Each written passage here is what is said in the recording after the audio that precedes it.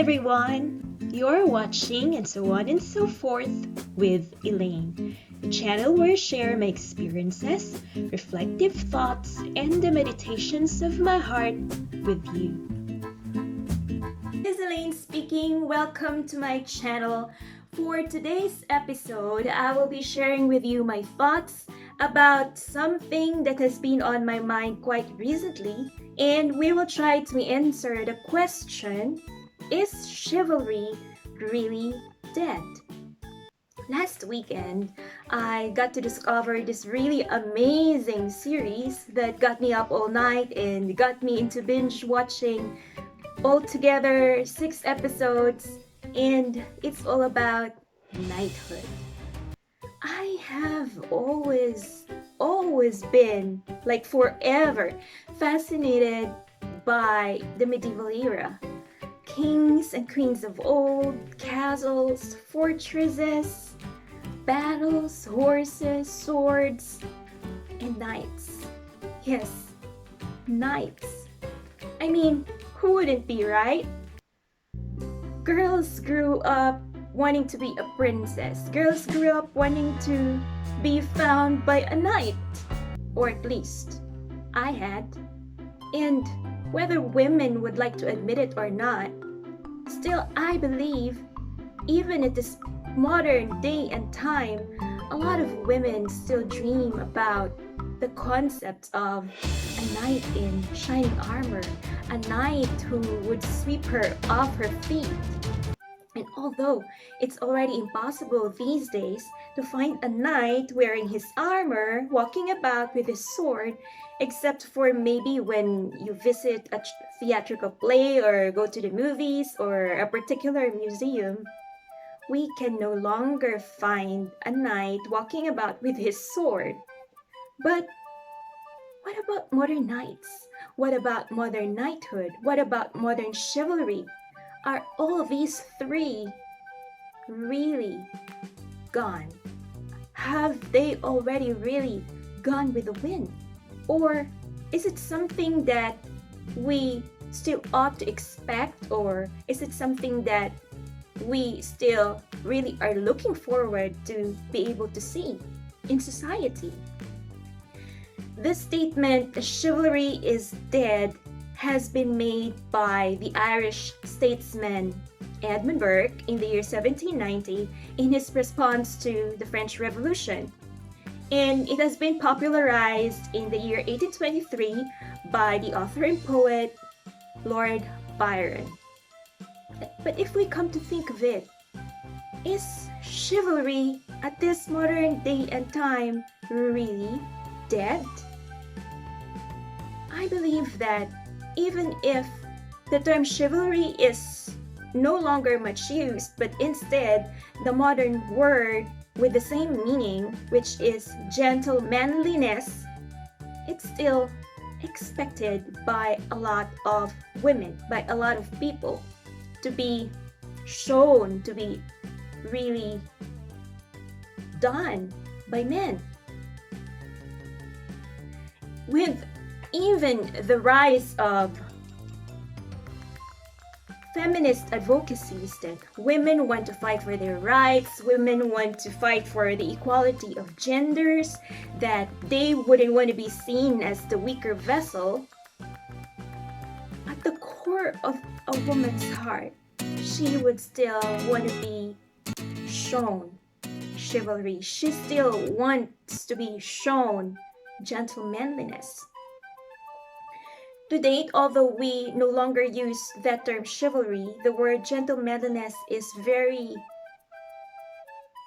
apt to be shown specifically in the concept of dating.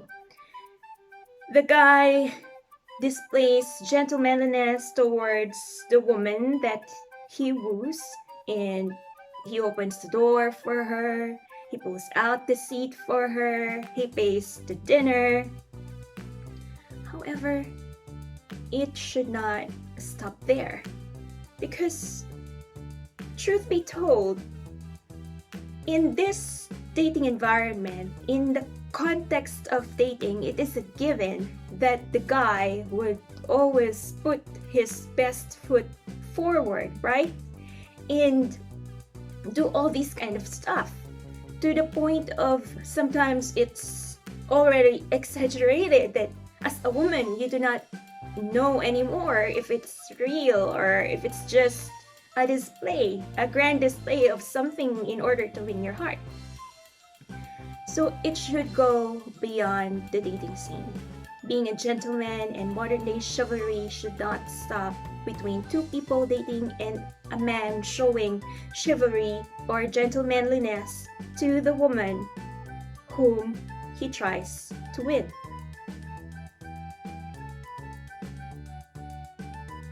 In this modern day and time when dating actually has been downgraded to just wanting to spend time together or hanging out, and that going Dutch has become the trend, where does gentlemanliness now stand? I'm of the opinion that manners or lack thereof of a certain guy, and this goes for girls too, cannot really be gauged at a very short period of time. This entails a lifetime in order for a person to be known to you, how the person really behaves, the manners, the character of a person. It takes time to get to know a person the best way possible.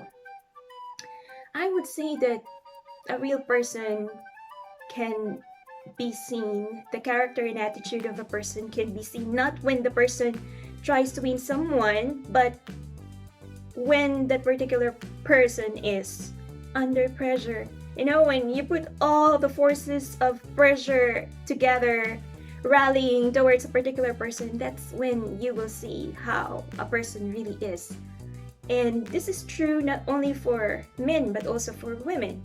But I have read once a statement which says, do not marry a man unless you see him being angry, because you do not really know a particular person unless you've seen him or her in an angry state or in a state where there's a lot of pressure and a lot of stress.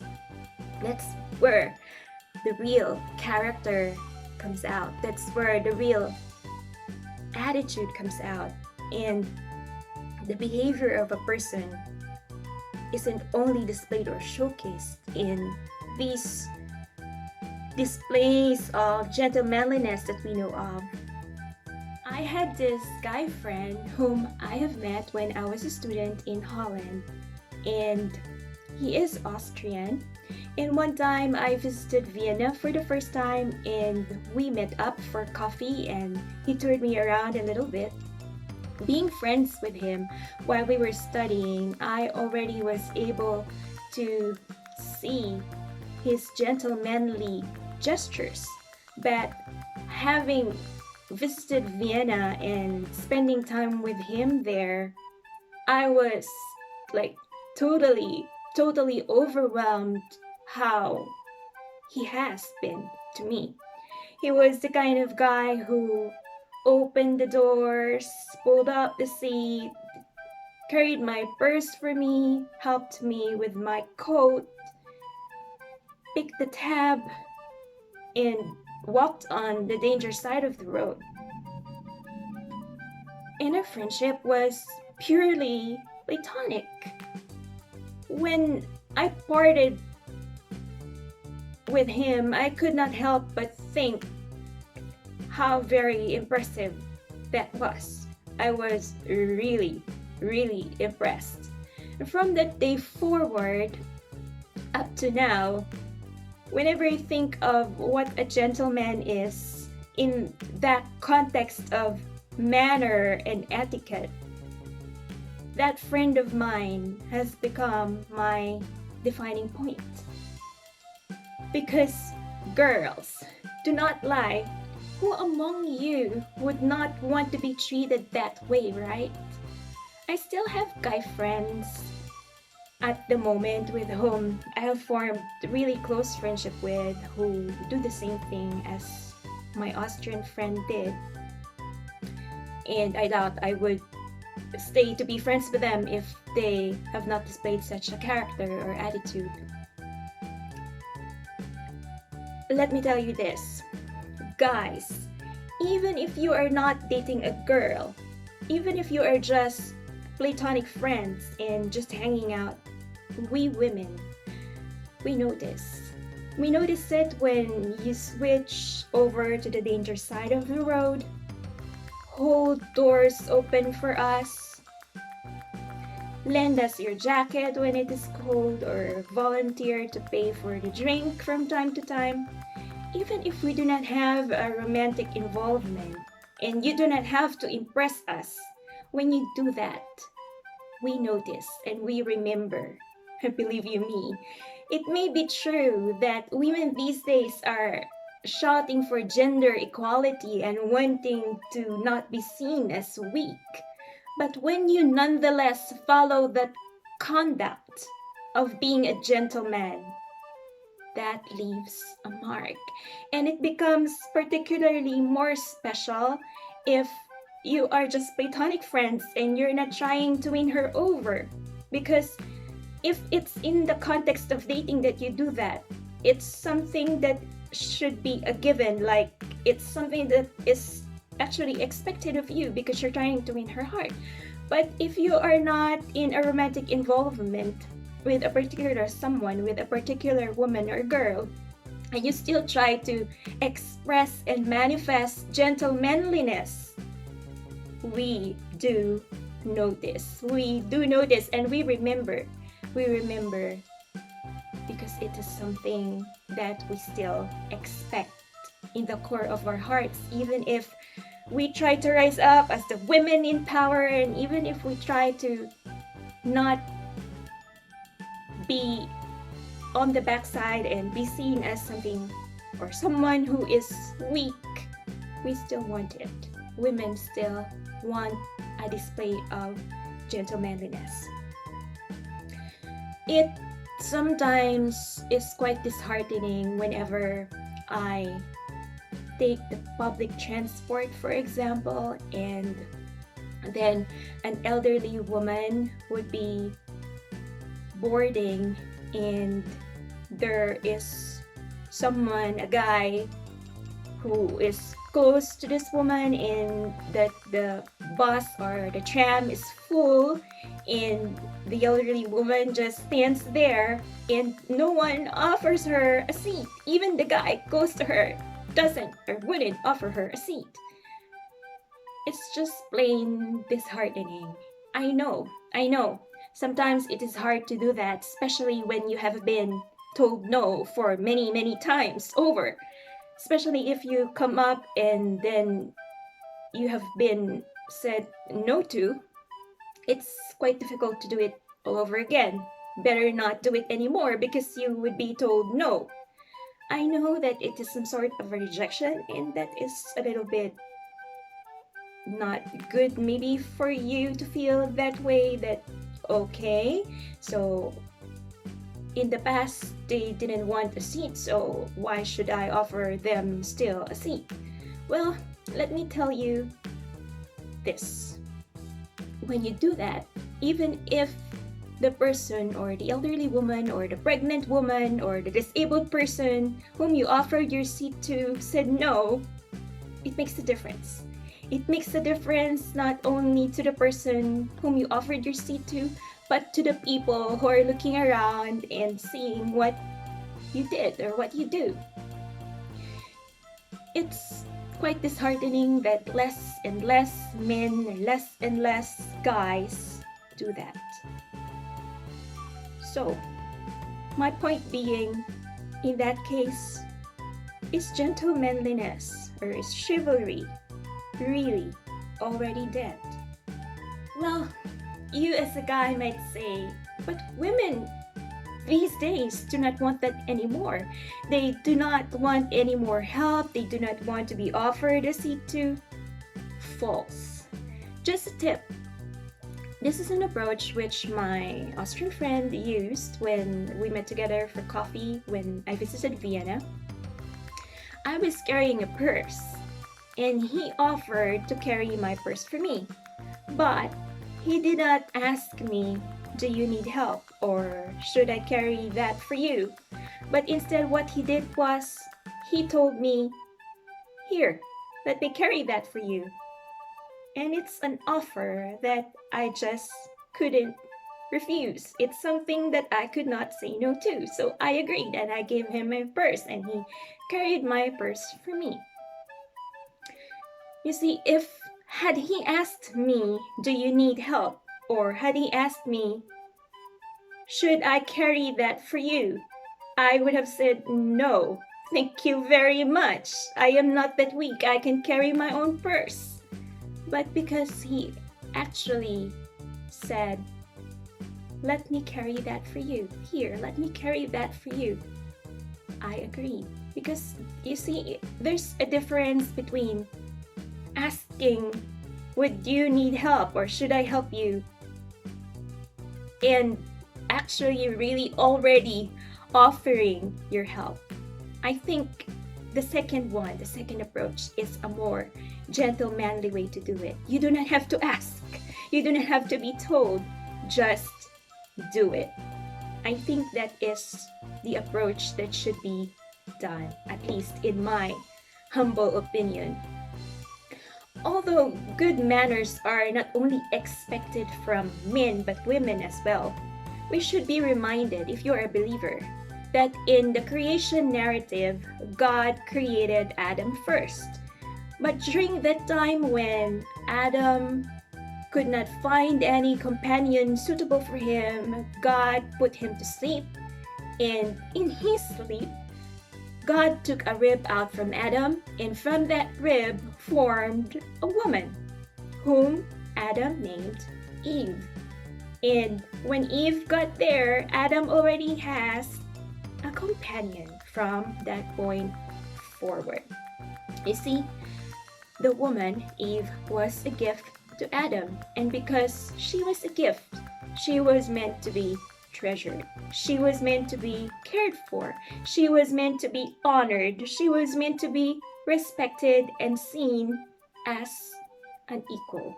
Although she is the weaker of the two of them with regards to physical strength, she should still be seen as someone made in the image and likeness of God in the same way that Adam had been. What I really like is something that the Apostle Peter said. We can find it in 1 Peter chapter 3 verse 7, and it says, "Likewise, husbands, live with your wife and give her understanding, showing her honor as the weaker vessel." So here the word weaker vessel had been used by Peter, but it is not to mean that the man is over the woman. Yes, in the context of marriage, the man should be the head of the family of a married couple. But the word being a weaker vessel here actually pertains to the biological fact that women are indeed really the physically weaker of the two genders, right? And it alludes therefore to men honoring women and men trying to protect women, women being the weaker vessel or the weaker gender. As a man, you may have all the riches, the money, you may have every kind of degree attached to your name, every kind of achievement and honor. But if you ever lay a hand on a woman, I'm sorry, sir, but my respect for you would definitely go down the drain. A real man would never, ever lay a hand on a woman who is the weaker vessel, even if he thinks to himself, and even if it's true that she deserves it because of what she had done, so to speak. Honoring a woman and showing her respect and care are the marks of true manhood. It is the chivalry of today, and it is a choice that every man should make. A godly man treats women with respect, not because the Bible speaks of it, but because he recognizes that women are created in the image and likeness of God, and therefore inherently worthy of a display of chivalry. So, is chivalry really dead? Well, only when you want it to be, then it is. I hope you liked our episode for today. Don't forget to subscribe, to comment, and like. Until next time, bye!